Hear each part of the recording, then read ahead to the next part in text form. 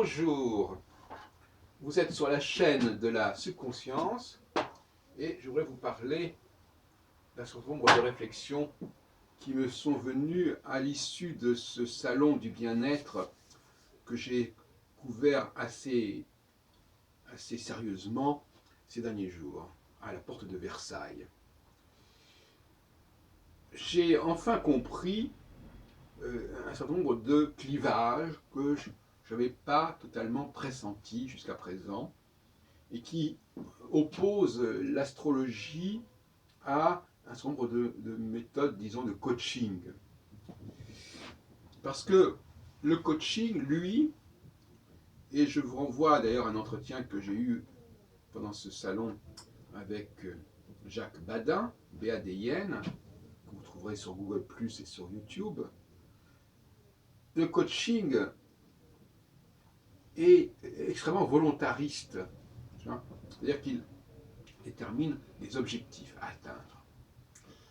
Et finalement, on est dans le vouloir, plus que dans le pouvoir.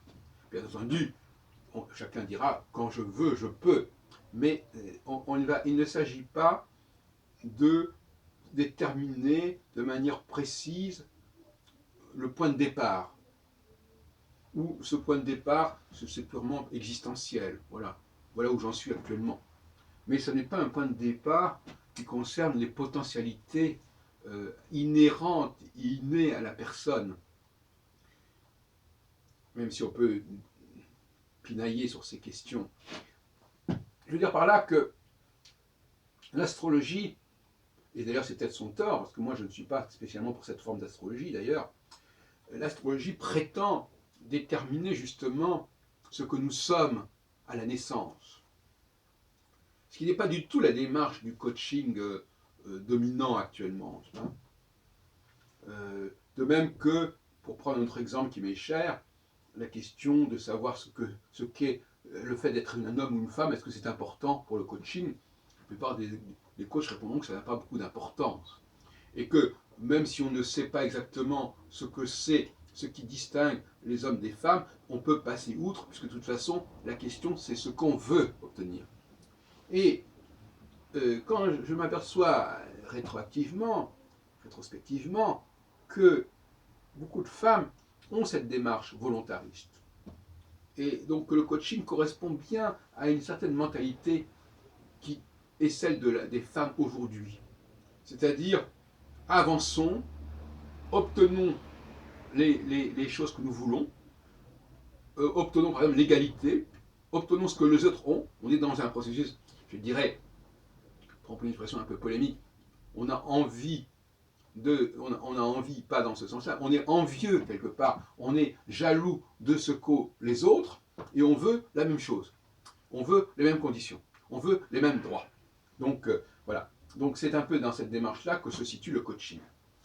Alors j'en parlais justement avec Jacques Badin, et on était d'accord sur le fait que, on s'était mis d'accord sur le fait que ça peut fonctionner jusqu'à un certain point. Il y a une marge de manœuvre qui permet à chaque personne d'atteindre un certain nombre d'objectifs qui sont relativement accessibles et qui ne mettent pas véritablement en question les potentialités que les uns et les autres auraient. Bon, on peut prendre des exemples comme cela. Le 19e et le 20e siècle ont élaboré des conditions de travail qui étaient aussi accessibles aux hommes qu'aux femmes, notamment dans les usines. On vous renvoie à ce qui s'est passé pendant la Première Guerre mondiale, avec les femmes qui remplaçaient les hommes dans les usines, mais on peut aussi parler de l'intégration des Noirs dans le nord des États-Unis, à Détroit, dans les usines Ford, etc. Parce que justement, bon, donc il y a une facilitation, il y a un nivellement par le bas d'un certain nombre d'activités, et donc par conséquent, à ce moment-là, il n'y a aucune raison de tenir compte spécialement de ce que les gens sont au départ. Ce qui est intéressant, c'est est-ce qu'ils sont motivés à obtenir ça, est-ce qu'ils sont motivés à travailler, et à partir de ce moment-là, le reste suit. Donc, il y a cette possibilité. Un autre facteur qui n'est pas pris en considération non plus et qui est un élément de la subconscience que tend à ignorer le coaching, c'est le facteur temps. C'est-à-dire le fait que il y a des périodes qui sont plus favorables pour faire certaines choses, il y a des périodes qui sont plus favorables pour commencer certaines choses. Je vous renvoie à mes théories cycliques, notamment sur le cycle de 7 ans. Donc, pour moi, le grand défaut du coaching actuel, c'est qu'il ne prend pas assez en considération la différence entre les hommes et les femmes, au niveau de leur potentialité, au niveau de leur motivation profonde, j'entends bien, donc subconsciente, et d'autre part, qu'il ne prend pas en considération le facteur temps. Et puis, alors, je voudrais parler un petit peu de ce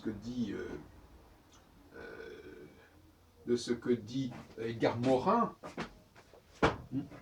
c'est-à-dire qu'il parle dans son ouvrage qui est sorti il n'y a pas longtemps, Enseigner à vivre, manifeste pour changer l'éducation. Et ce qui m'a frappé chez Edgar Morin, mais peut-être que je l'ai mal compris ou pas lu assez attentivement, c'est qu'il accorde justement beaucoup d'importance à l'éducation et on est un peu dans une forme de coaching aussi, quelque part. C'est-à-dire que, au fond, l'éducation, c'est fondamental pour lui. Fondamental. Et donc, il a tendance à ne pas tenir compte de l'inné, c'est-à-dire de la subconscience, en fait. Il dit il faut apprendre. Et souvent, vous avez entendu ce genre de réflexion. Ah oui, mais il faut apprendre, il faut apprendre. Ben non, justement, il y a des choses qui ne sont pas à apprendre, qui sont en nous. Alors qu'il faut éveiller nos facultés, c'est une chose, mais apprendre, c'en est une autre. Et dans le verbe d'ailleurs apprendre, il y a l'idée de prendre. C'est pour ça que on peut pas employer le verbe apprendre en tant que synonyme d'enseigner, comme c'est trop souvent le cas. Je vais vous apprendre, comme on dit, ça ne veut rien dire je vais vous apprendre. Je vais apprendre, mais je ne vais pas vous apprendre. Bon, enfin, peu importe. Mais moi, ce qui m'a gêné dans la lecture de ce Enseigner à vivre d'Edgar Morin, manifeste pour changer l'éducation, c'est que justement, il mise trop sur la dimension éducative, apprentissage, etc. Et il semble minimiser ou même ignorer tout ce que nous avons en nous-mêmes, tout ce que nous avons appris par nous-mêmes. Par nous-mêmes, c'est une façon de parler, que tout ce que nous savons de façon presque infuse par la voie de l'hérédité.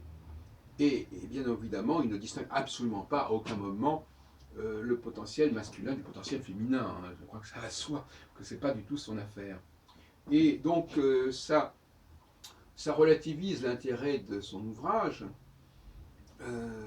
et je crois qu'on pourra le lui reprocher, cette façon de ne pas tenir compte justement ni véritablement de la cyclicité, ni de la sexuation, ni de la subconscience.